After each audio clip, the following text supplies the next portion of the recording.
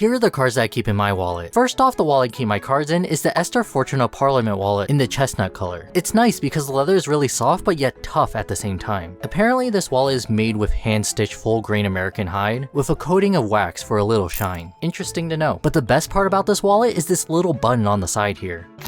You can pop up all your cards like so. This wallet can hold up to 12 cards, however it's actually recommended to carry 9. 2 in the flap, maybe up to 3 in the money clip, but I like to keep only 1. Up to 6 in the central pop-up part. Unless you got really thick cards, then maybe only 4. I personally can only keep up to 5 with the type of cards I have in there. With the cards I need to reach the quickest in the back and not so immediate cards in the front. Then one back here. Coolest wallet I've ever used. Love the quick draw feature. I could do this all day. Probably would piss off the person next to me.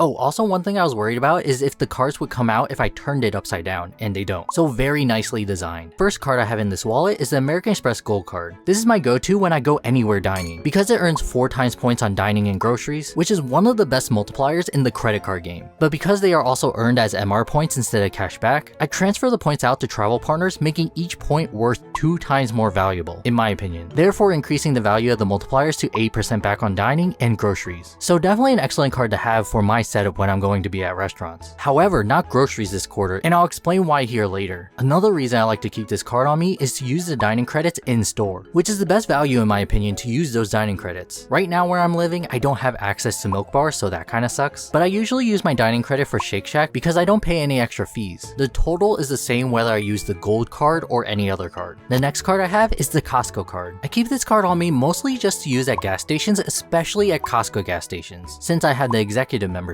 Because the Costco card by itself earns 4% back on gas and EV charging up to the first $7,000, which shouldn't be a problem. However, the reason I specifically try to get Costco gas is not only because it tends to be cheaper, but with the executive membership, I get an extra 2% back at anything Costco. So in total, I'm technically getting 6% back at Costco gas stations. Another reason I keep this card on me is just for that Costco multiplier of 2% back at anything Costco, combined with the executive membership of a total of 4% back. And of course, this is a Costco credit card, so they have my photo and membership code on the back. So this is the only card I have to carry with me when going into a Costco. However, it is issued by Citi, and Citi just recently took away their extended warranty benefits on this card. So that sort of sucks. I wish it was ran by American Express instead. That would be pretty awesome. Next card is the Chase Freedom Unlimited, and I keep this card on me just because if one of those all-in-one cards fail and don't work, I have this card to fall back on for most of my non-category spend, because it earns 1.5 points back, with each point being valued at 2 cents per point, thereby 3% back. My second highest everything else category card. It also helps it earns 3 points back, valued at 6% back at drugstores. However, after moving to the suburbs, I've noticed I don't go too often anymore. I mostly went before for convenience. The Freedom Unlimited also has 3 times points category on dining, but I mostly try to use the Amex Gold since it earns slightly more on dining. But if a restaurant doesn't take Amex, which is actually more common in the suburbs than I thought, then the charge will most likely end up on this card. Happens only like 5% of the time, so not too often.